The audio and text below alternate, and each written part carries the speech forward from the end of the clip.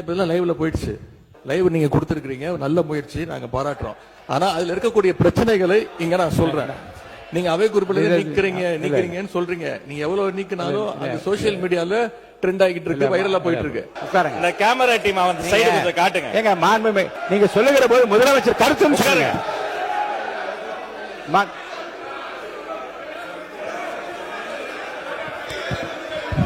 உட்காருங்க உட்காருங்க. நீங்க நீங்க இருக்க, நீங்க எங்க வரீங்க? நீங்க இங்க போங்க, உள்ள இடத்துக்கு நீங்க போங்க. பதுரை நீங்க போங்க முதல்ல. மாண்புமிகு உறுப்பினர் கொஞ்சம் அமருங்க, எல்லாம் அமருங்க, எல்லாம் அமருங்க. இருங்க, நீங்க அமருங்க, இருங்க, அமருங்க, எல்லாம் அமருங்க, அமருங்க, அமருங்க, அமருங்க, அமருங்க,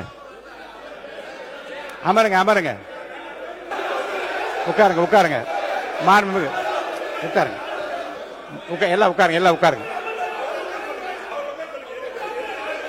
நான் உடனே தான் பேச அனுமதிக்க போறேன். உட்காருங்க உட்காருங்கன்னு சொல்றேன். உட்காருங்க உட்காருங்க உட்காருங்க உட்காருங்க.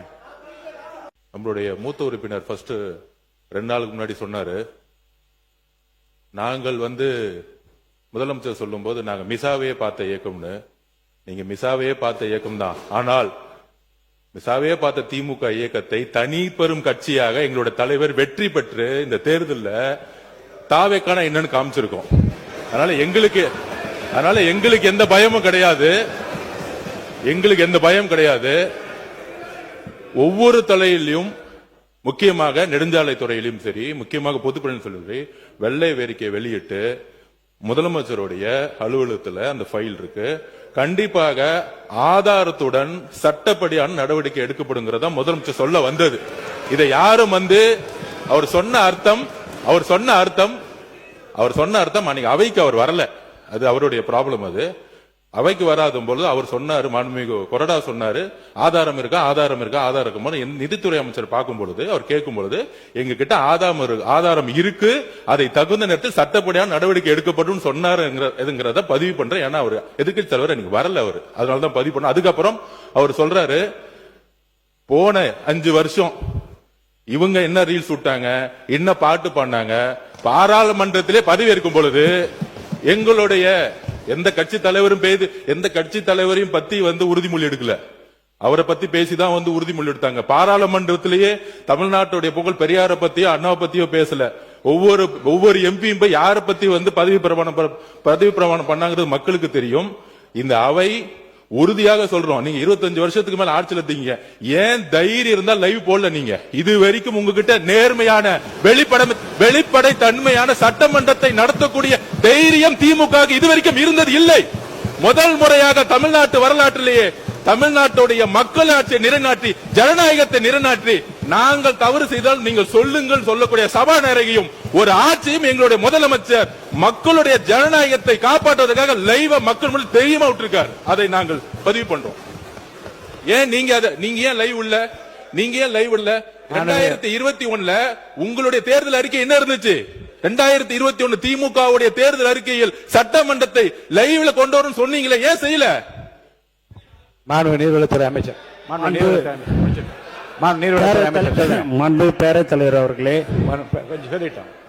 ஜோசியர் என்ற வார்த்தையை நீக்கும்படி கேட்டுக்கொள்கிறேன்.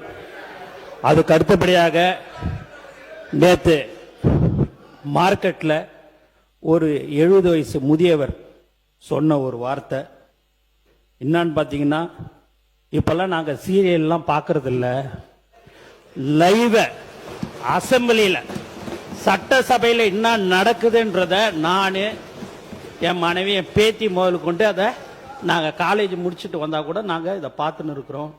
உண்மையாகவே ரொம்ப சந்தோஷமா இருக்குது, நிம்மதியாக இருக்கிறோம். எங்களுக்கு எல்லாம் இருந்த பயம் எல்லாம் போய் இன்னைக்கு எதுவாக இருந்தாலும் எங்களுக்குன்னு ஒரு புள்ள இருக்கிறாரு நம்மளுடைய முதலமைச்சர்ன்றத அவர் அந்த பெரியவர் சொன்னார். இது உண்மை சம்பவம். இதை நான் மாண்பு பேரவைத் தலைவர்களே, இவர்கிட்ட நான் அமைச்சர்கிட்ட காலையில் வந்த உடனே நான் இதை சொன்னேன். ஆனால் திடீர் என்று எதிர்கட்சி தலைவர் இப்படி பேசினாரு.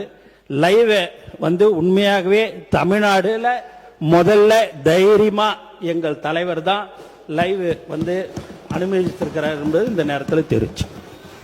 எதிர்கட்சி தலைவர் அவர்கள் பேசுகிற போது அமைச்சர் பெருமக்கள் எங்களுக்கு பதில் சொல்லும் போது ஆதாரம் இல்லாமல் பல குற்றச்சாட்டுகளை வைக்கிறாங்க. ஆனா நீங்க அதையெல்லாம் அவை குறிப்பிலிருந்து சரியாக நீக்கிடுறீங்க.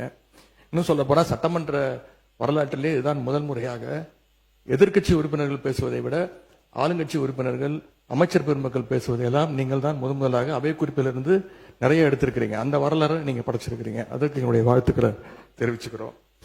இப்போ இந்த அவை நிகழ்ச்சியெல்லாம் நீங்க லைவ்ல எல்லாமே போயிட்டு இருக்கு. கேள்விகள் நாங்கள் கேட்டால் நாங்களே ஆச்சரியப்படுற அளவுக்கு, அதிசயப்படுற அளவுக்கு பதில்களையும் கொடுக்குறாங்க. கேள்வி கேட்டா பதில் சொல்லலாம். இப்ப பாட்டெல்லாம் வேற பாட ஆரம்பிச்சிட்டீங்க.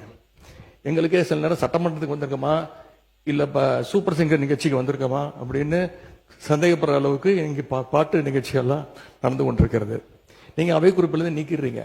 ஆனா இதெல்லாம் நேரடி தொலைக்காட்சியில போகும்போது இதெல்லாம் யூடியூப் சேனல்லையும் சோசியல் மீடியாலையும் ரீல்ஸாக கட் செய்யப்பட்டு அதிகமாக ஷேர் செய்யப்படுகிறது.